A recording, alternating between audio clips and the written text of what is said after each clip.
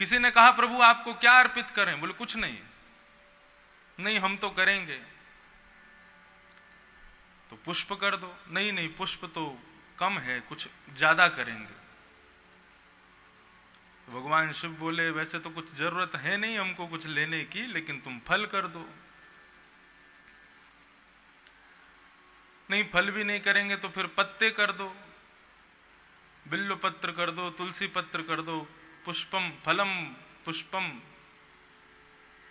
पत्रम पुष्पम फलम तोयम। तो पत्र कर दो, पत्र नहीं तो पुष्प कर दो, पुष्प नहीं तो फल कर दो। नहीं नहीं फल भी कम है, कुछ और बताओ। बोले सबसे सहज है संसार में जल, वो जल कर दो। शिष्य कहने लगा जल तो बहुत प्रकार के होते हैं, कावेरी का है, गंगा का है, सरयू का है, मंदाकिनी का है, अलकनंदा का है, कौन सा करें?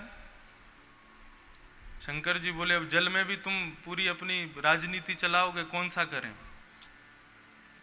तो यम। लोग इस अर्थ को समझ नहीं पाते। भगवान शिव कहते हैं जल अर्पण करो। कल हम गए यहां पर अचलेश्वर महादेव। ओ महाराज लोगों ने तो शंकर जी को जाने क्या समझ लिया है। बहुत कष्ट होता है ऐसे देख करके। मेरे सामने की घटना, लोग सामने से दूध लेकर के थैली लेकर आते हैं और सीधा फाड़े ऊपर से पिचकारी मार रहे हैं जैसे तुम होली खेल रहे हो शंकर जी के साथ। एक माता ने तो देखा हाथ से फटे ही नहीं रहा तो मुंह से फाड़ के ये लो शंकर जी।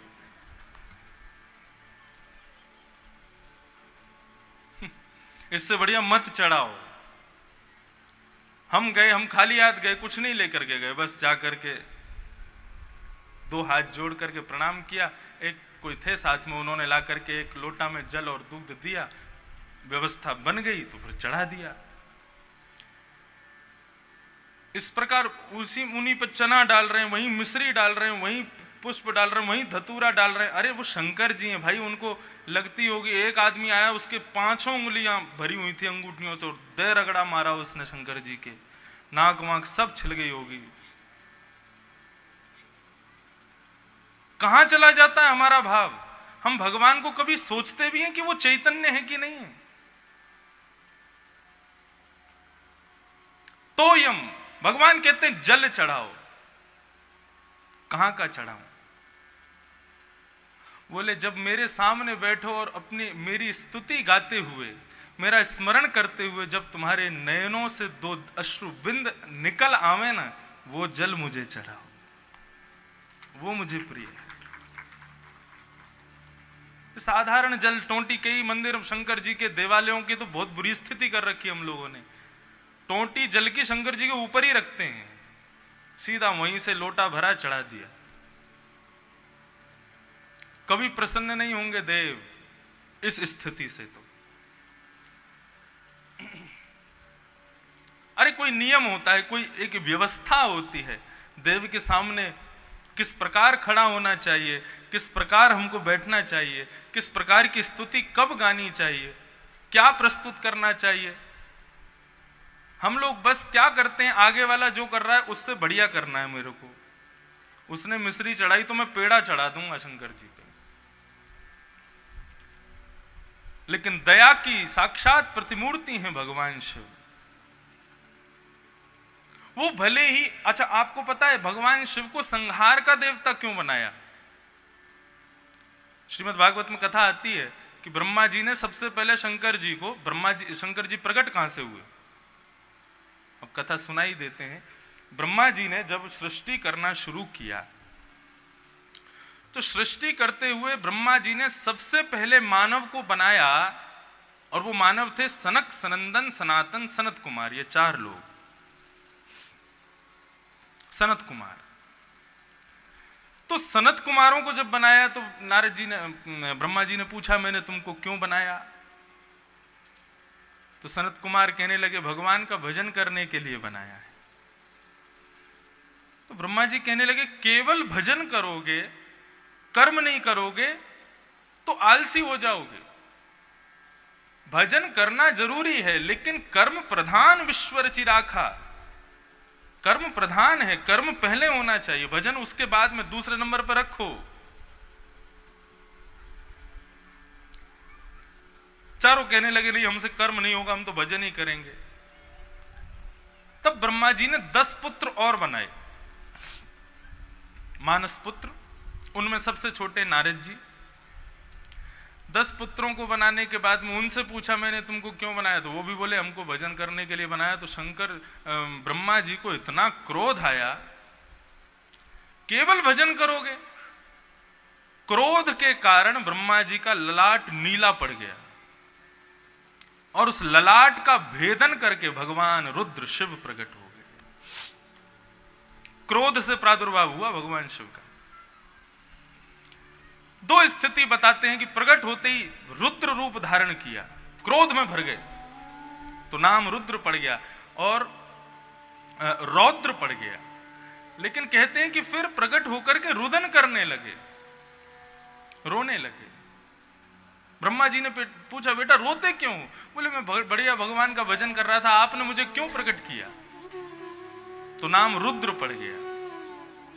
तब कहा बेटा हमने सृष्टि करने के लिए तुमको बनाया है, सृष्टि करो, पृथ्वी बनाओ, लोगों को बनाओ।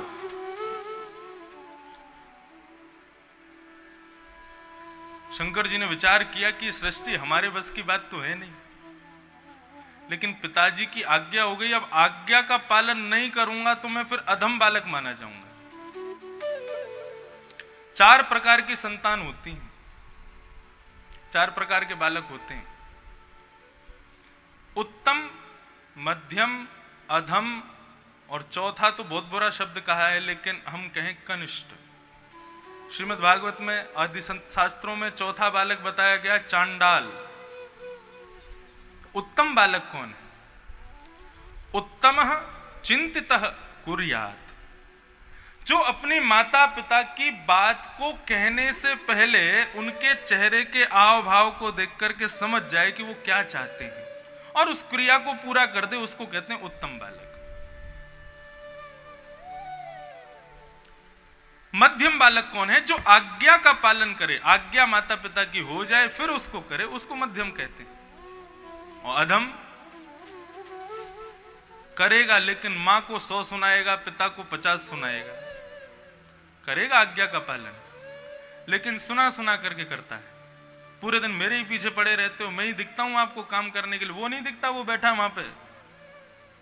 इस प्रकार से जो माता पिता की आज्ञा का पालन करते तो हैं लेकिन 100 सुनाते हैं, उनको कहते हैं अधम। और कनिष्ठ यानी कि चांडाल, कान पर जू ना रेंगना, बोलते रहो, कोई फर्क ही नहीं पड़ता। पढ़ने की बोलो, काम करने की बोलो, किसी काम की बोलो, हम पे कोई फर्क नहीं पड़ता, हम ऐसे ही पड़े रहेंगे।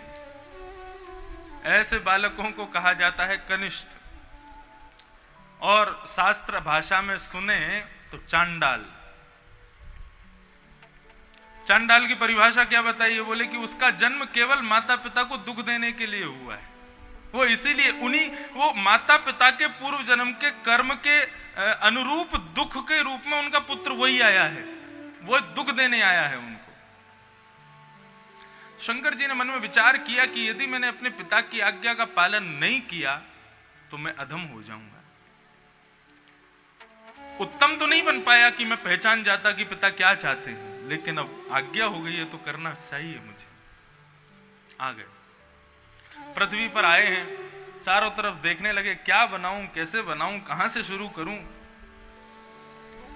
तब उन्होंने कहा कि पिताजी ने जो बनाया है पहले वो तो देख लूं कैसे हैं। तो पिताजी ने कैसे बनाए हैं? 2 आंख हैं, 1 नाक है, सुंदर ओष्ठ हैं, बढ़िया केश हैं, सुंदर भुजाएं हैं, 2 चरण हैं। सुंदर स्वरूप देख करके भगवान शिव बोले पिताजी से दुगना ही बनाना है, अच्छा ही बनाना है। पिताजी ने 2 आंख बनाई, हम 4 बनाएंगे। पिताजी ने 1 मुंह बनाया, मैं बहुत सारे मुंह बना दूंगा।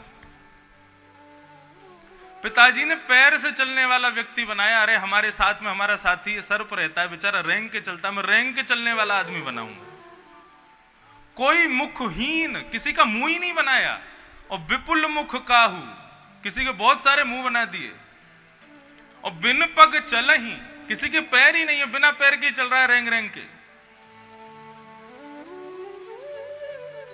ऐसी सृष्टि बनानी शुरू कर दी। मतलब कौन?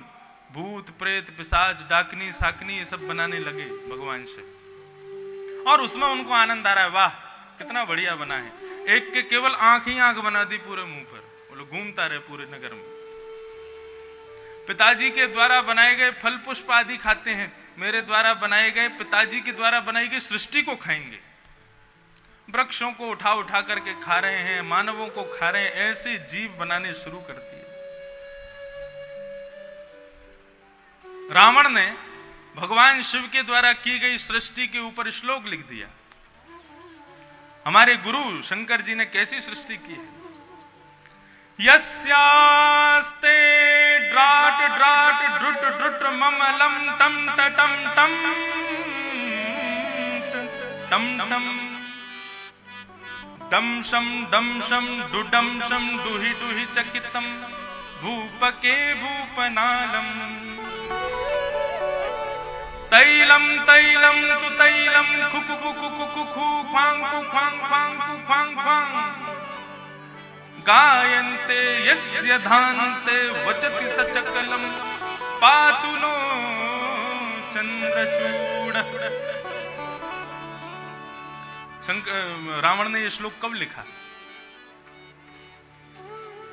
रावण बहुत अटेंशन सीकर शिष्य था भगवान शिव का।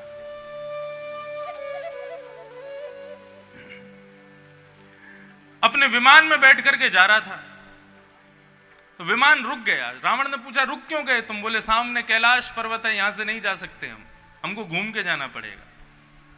रावण बोला कैलाश पर्वत की वजह से मेरा विमान रुकेगा? मैं कैलाश को उठा के बगल में पटक दूंगा। कैलाश पर्वत उठा लिया, जैसे ही उठाया तो पूरा पर्वत हिला। तो ऊपर बैठे हुए भगवान शिव के बगल में बैठी पार्वती जी बोली ये पर्वत हिल क्यों रहा है? भगवान शिव बोले चेला आया है नीचे, पर्वत उठा रहा है। तुरंत भगवान शिव पद्मासन में बैठे थे तो अपने चरण का अंगूठा केवल पृथ्वी पर जैसे ही स्पर्श कराया, स्पर्श कराती कैलाश इतना भारी हो गया, रावण की भुजाएं फटने लगी, नस नस ढीली हो गई, चीखने लगा। तब जाकर के उसने कैलाश को पुनर्स्थापित किया। उसने कहा इतना बलवान, इतना बल कहां से आया कैलाश में? ऊपर जाकर के देखा तो भगवान शिव बैठे थे। तभी उसने कहा कि मेरे गुरु तो आप ही हो, आप मेरे गुरु हैं। भगवान शिव को गुरु बना लिया।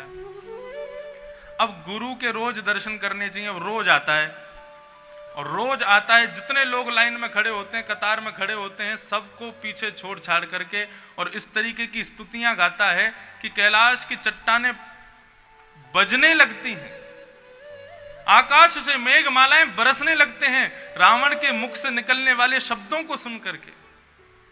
भगवान शिव का ध्यान भंग हो जाता है। एक दिन ऐसे ही दर्शन करने के लिए गया तो लाखों लोग खड़े थे।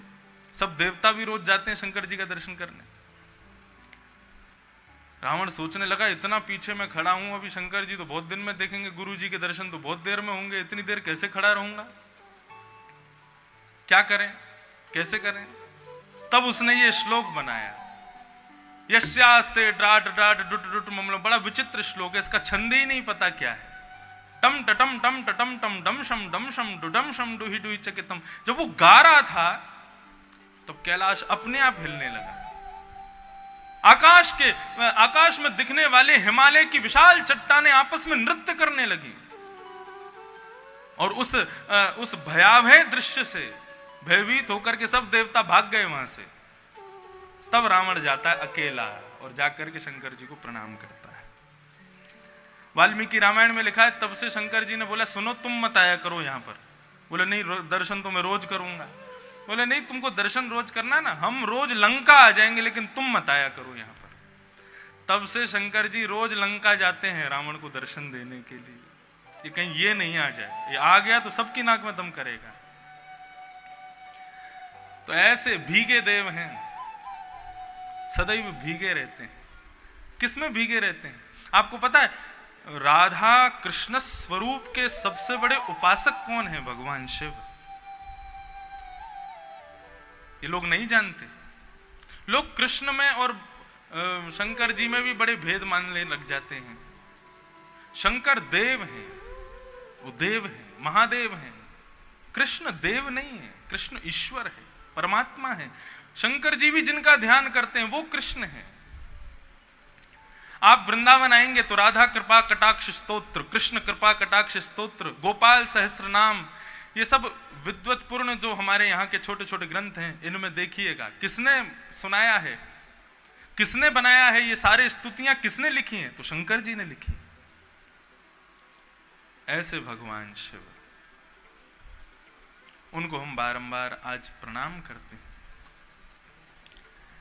गले रत्नम गीतम गगन तल रत्नम शशिमणि निशारत्नम चंद्रम शयन तल रत्नम शशिमुखी नदी रत्नम गंगा नृपति कुल रत्नम रघुकुलम सभा रत्नम विद्या श्रवण तल रत्नम हरि कथा।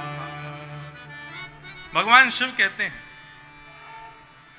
गले का सबसे बड़ा रत्न क्या है, गले का सबसे महंगा आभूषण क्या है, गले में विराजमान होने वाली सबसे अमूल्य ज्वेलरी कौन सी है? तब कहते हैं गले रत्नम गीतम। शंकर जी कहते हैं गले का सबसे सुंदर गीत यदि कोई, सबसे सुंदर रत्न कोई यदि है तो वह है गीत। सुंदर कंठ का होना, स्वर का होना। आप में से कई लोग सोच रहे होंगे तो हमारे पास स्वर नहीं है, इसका मतलब हमारे कंठ बढ़िया ही नहीं है। कई लोग जब गाते हैं तो राग रागनियों के भी हाथ पांव टूट जाते हैं कि ये क्यों गा रहा है हमको। हमारे परिकर में भी 2-4 लोग ऐसे ही हैं। वो जब गाते हैं ना तो वास्तव में लगता है कि राग प्रकट हो गया होगा, भैया मत गा मुझको। दोनों बातें हैं। देखिए, राग का होना इतना अनिवार्य नहीं है। आपके कंठ में राग रागनियां विराजमान हो, बहुत सुंदर आप गावें, वो जरूरी नहीं है। अनुराग का होना बहुत जरूरी है, भाव का होना बहुत जरूरी है, राग इतना जरूरी नहीं है।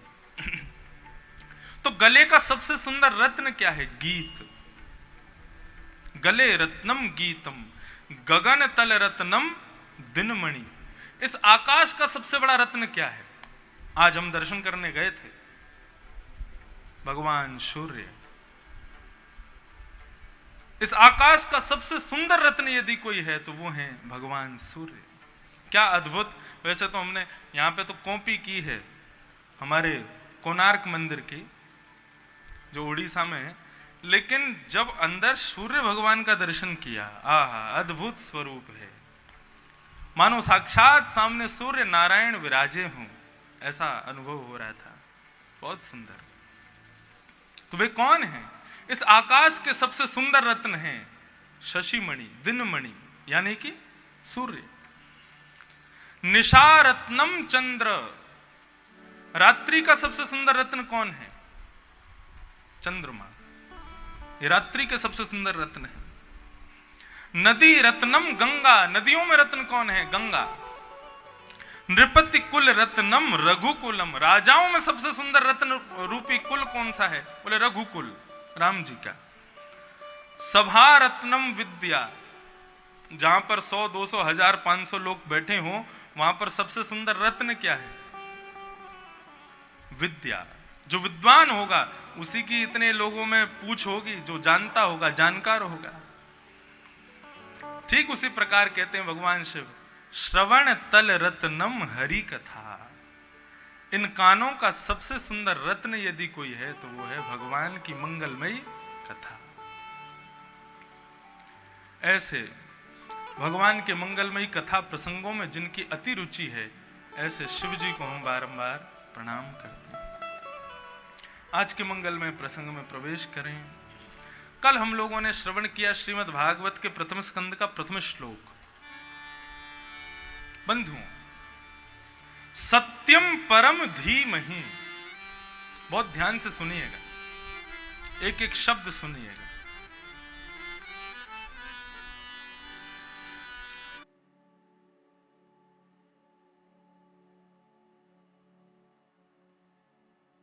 तो बहुत ज्यादा सच बोला। सच कभी थोड़ा ज्यादा नहीं होता है, सच सच होता है।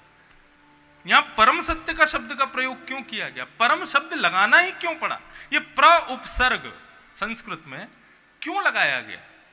श्रेष्ठ के लिए लगाया जाता है। सत्य कोई श्रेष्ठ या अश्रेष्ठ नहीं होता, सत्य तो सत्य होता है। तो फिर प्र उपसर्ग क्यों लगा?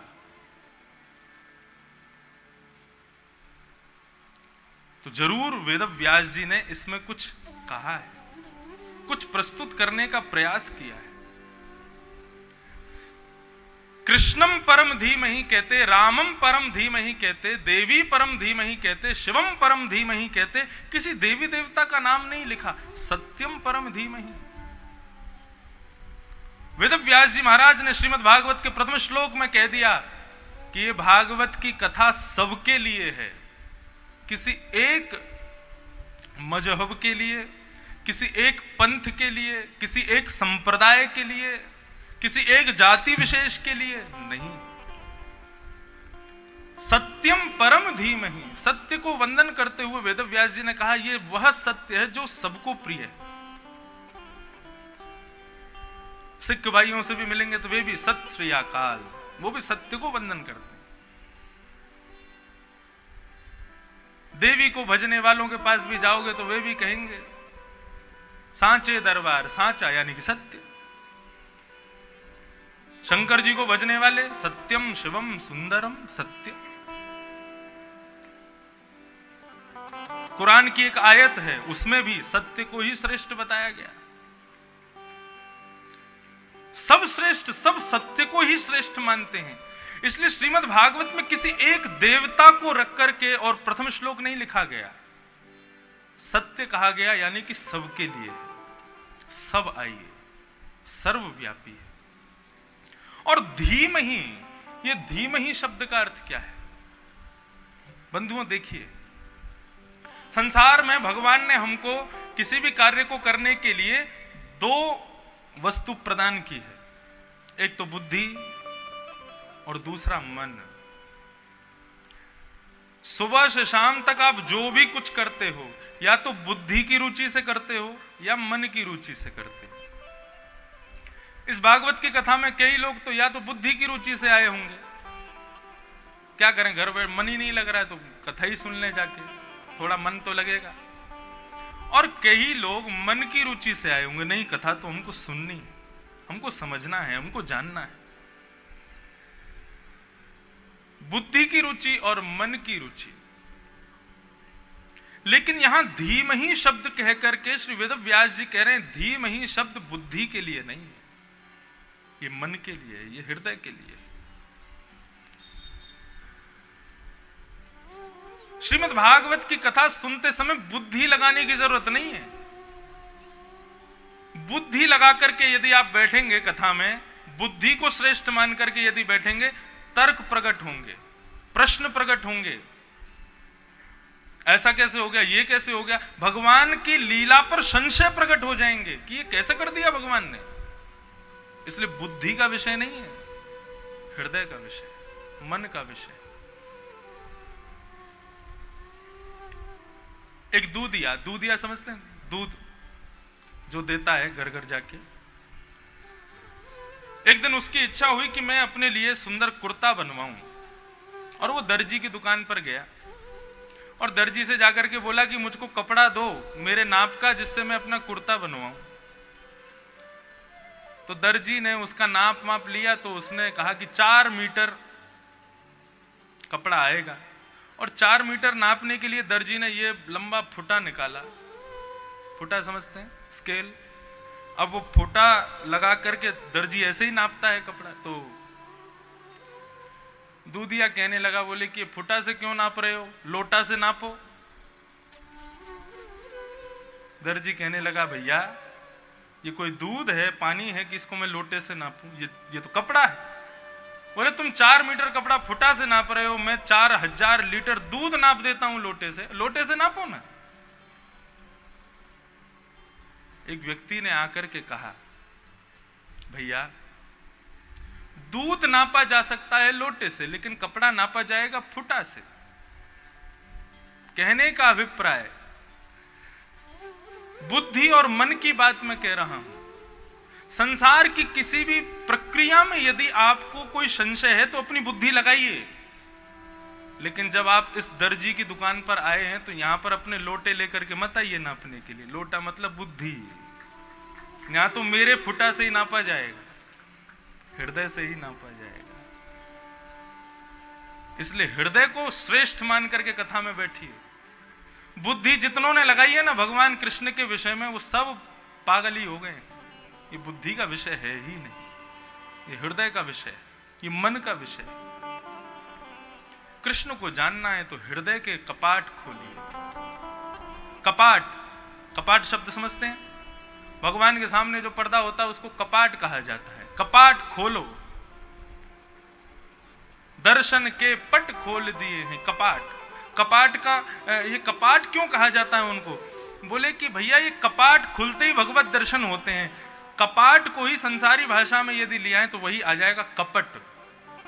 जब कपट खुलेगा तब भगवत दर्शन होंगे। हमारे हृदय में भगवान हैं, हमारे हृदय में कृष्ण हैं, लेकिन हमको दिखते क्यों नहीं? क्योंकि कपाट लगे हैं, अभी कपट है हृदय में। गोस्वामी तुलसीदास जी कहते हैं, निर्मल मन जन सो मोहि पावा।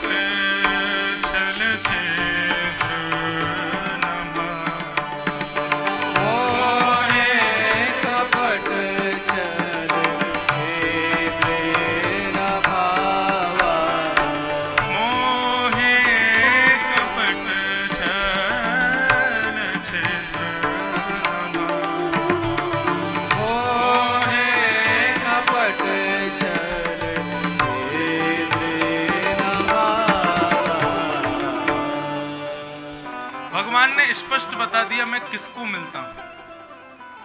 निर्मल मन जन सो मोहे पावा। जिसका मन निर्मल है वही मुझे प्राप्त कर सकता है। मोहे कपट छल छिद्र ना भावा। मुझे कपट प्रिय नहीं है, मुझे छल छिद्र प्रिय नहीं है। कपट, कपट का मतलब क्या होता है? कपट का मतलब होता है कि दिखाएंगे तो हम तुम्हारी हितैषी हैं, लेकिन करेंगे सारे काम वही जिससे आपका अनहित हो। इसको कहते हैं कपट। भगवान कहते हैं ये मुझे प्रिय नहीं है। तो अपने हृदय से कपट दूर करना, इसका तात्पर्य क्या है? कपाट खोल देना, और तब हृदय में विराजमान ठाकुर जी श्याम सुंदर के दर्शन हो जाएंगे। श्री राधा रमण जी का जो स्वरूप वृंदावन में विराजमान है, उस स्वरूप के पीछे एक चैतन्य महाप्रभु के वंशज, उन्हीं के वंश परंपरा, गुरु परंपरा में एक बड़े अच्छे अद्भुत संत हुए। वे वर्णन करते हैं कि राधा रमण जी का जो स्वरूप है ये कैसे प्रकट हुआ, ये इतना सुंदर स्वरूप आया कैसे। तब वे कहते हैं कि जब श्याम सुंदर अपनी प्रिया यानी कि श्री किशोरी जी के नेत्रों में देख रहे हैं, तो नेत्रों में देखते देखते ठाकुर जी को किशोरी जी के नेत्रों में एक ठाकुर जी और दिखते हैं। वो ठाकुर जी नेत्रों के भीतर एक और किशोरी जी के नेत्रों में दिख रहे हैं। वो ठाकुर जी जिन किशोरी जी के नेत्र में दिख रहे हैं, उनको भी वहां पर एक ठाकुर जी दिख रहे हैं जो किसी और किशोरी के नेत्रों में देख रहे हैं। वृंदावन रस परंपरा यदि मैं बोलने लग जाऊं तो आप लोग सिर पकड़ करके बैठ जाओ। तब वही ठाकुर जी एक किशोरी जी के नेत्र में देख रहे हैं, वहां क्या देखते हैं कि वो अंदर एक और ठाकुर जी, वो एक और किशोरी जी के नेत्रों में देख रहे हैं। इस प्रकार देखते देखते देखते देखते देखते देखते किशोरी जी श्याम सुंदर हो गई, श्याम सुंदर किशोरी जी बन गए, और दोनों आपस में देखते देखते एक दूसरे में समाहित हो गए और श्री राधा रमण लाल प्रकट हो गए। भगवान कृष्ण को कभी एक रूप नहीं मानना चाहिए, इस बात को लिख लीजिएगा। बहुत बड़ा अपराध होता है उनको केवल कृष्ण समझना। जो वाम अंग है, जो वाम अंग है ठाकुर जी का, कृष्ण का, वो सदैव किशोरी जी का रूप माना जाता है, और दाहिना अंग श्री श्याम सुंदर का स्वरूप माना जाता है। हमारे गिरधर लाल श्रीनाथ जी, ये स्वरूप है उनका, एक भुजा कमर पर, दूसरी भुजा ऊपर। तो हमारे ठाकुर जी का श्रृंगार भी ऐसे होता है। तो मुकुट जितने भी धराए जाएंगे वो सब इधर ही धराए जाएंगे, मतलब ये ठाकुर जी का कृष्ण स्वरूप है। और चंद्रिका है, छोटे छोटे जो भी आभूषण, शीश फूल आदि वो इधर धराए जाते हैं, ये किशोरी जी का स्वरूप है। श्रीमद वल्लभाचार्य जी को स्वप्न में दर्शन,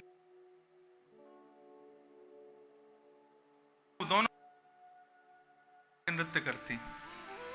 तो नृत्य करते हुए श्याम सुंदर किशोरी जी को देख रहे हैं, किशोरी जी श्याम सुंदर को देख रही हैं। देखते देखते देखते देखते एक दूसरे के समीप आए। जैसे ही समीप आए तो इच्छा हुई कि दोनों एक हो जाएं। हमारा शरीर पांच भौतिक शरीर है, हम किसी का स्पर्श करेंगे तो टकरा जाएंगे, लेकिन ठाकुर जी का चिन्मय स्वरूप है, वे पांच भौतिक देह नहीं है उनका। जैसे ही किशोरी जी और श्याम सुंदर एक दूसरे के समीप आए हैं, तो किशोरी जी का दाहिना आधा अंग श्याम सुंदर में प्रवेश कर गया और ठाकुर जी का बायां अंग आधा किशोरी जी में प्रकट कर गया। तो उर्द बाहु जो किशोरी जी थी आधी ठाकुर जी के भीतर चली गई, तो आधी ऐसी रह गई। और ठाकुर जी जो दोनों भुजा कट्टी पर रखे थे वो किशोरी जी के पास गए, तो आधे किशोरी जी में चले गए। तो यहां पर कटी भाग में हाथ रखे हैं, ऊपर भुजा उठी हुई है, यही श्रीनाथ प्रकट हो गए। कितने भी स्वरूप कृष्ण के हों, एकांत कृष्ण नहीं है वो, उनके साथ सदैव किशोरी जी रहती। हमारे वृंदावन में आपको किसी भी मंदिर में राधा रानी का दर्शन होगा ही नहीं। बिहारी जी गए हैं आप,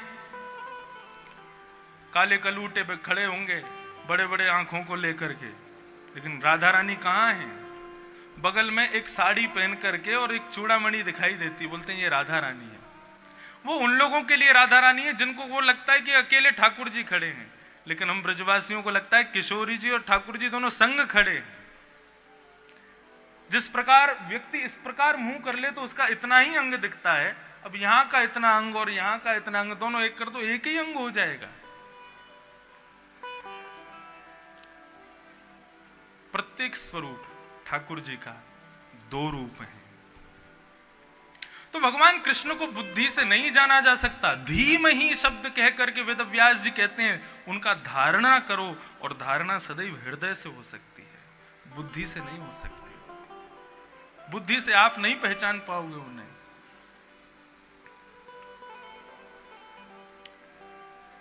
तो इस प्रकार सत्यम परम धीमहि, परम सत्य की वंदना की गई। कल श्रीमद् भागवत के द्वितीय श्लोक में मैंने आपको विषय, अधिकारी, संबंध और प्रयोजन 4 बातें बताई। अब जन कितनों को याद है, अब भूल भी गए होंगे। तथा लोग पूछो किसी से कैसी लगी, वो बहुत बढ़िया। अच्छा क्या सुनाया था हमने, ये नहीं पता, ये याद नहीं। 4 प्रकार के अवर श्रोता होते हैं और 4 प्रकार के प्रवर श्रोता होते हैं। पहले अवर बताते हैं। अवर मतलब इशारे से ही समझ जाओ बस। अवर श्रोता कौन से होते हैं? पहला बताया ऊंट। ऊंट का स्वभाव क्या होता है? ऊंट को यदि आपने गुलाब जामुन खिला दिया पागल हो जाएगा वो। क्यों? गुलाब जामुन अच्छा ही नहीं लगेगा उसको। उसको क्या खिलाओ? बबूर के कटीले और नुकीले पत्ते खिलाओ, उनको खाएगा। नीम खिलाओ, उसको खाएगा। मतलब श्रोता कैसे? बोले उनको रस की चर्चा सुनाओ, प्रेम की चर्चा सुनाओ, उसमें उनका मन नहीं लगेगा। महाभारत का रौद्र रूप सुना दो, उसमें महाभारत में युद्ध चल रहा है, दुर्योधन भीष्म पितामह आदि सब लड़ रहे हैं, हाँ इसमें आ रहा है आनंद। बाहर की फालतू बातें सुनाओ, उसमें उसको खुश होता है, कथा ज्यादा मत सुना।